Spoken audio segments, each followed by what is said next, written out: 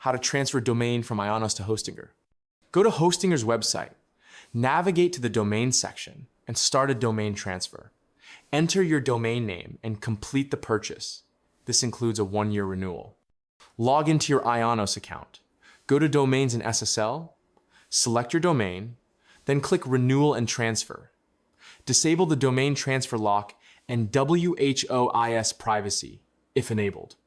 Still, in the Renewal and Transfer section, click Show Authorization Code to get your EPP auth code. Copy and save it. Optional, but recommended. In Ionos, go to the name server settings.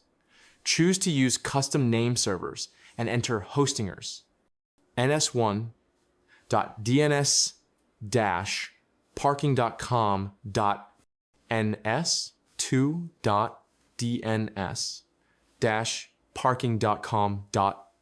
This helps prevent downtime during the transfer. Go back to Hostinger. In the transfer section, enter your domain and the EPP code. Submit the transfer request. Hostinger will send a confirmation email to the domain's registered contact. Open the email and follow the instructions to approve the transfer. The domain transfer can take a few days, up to 7.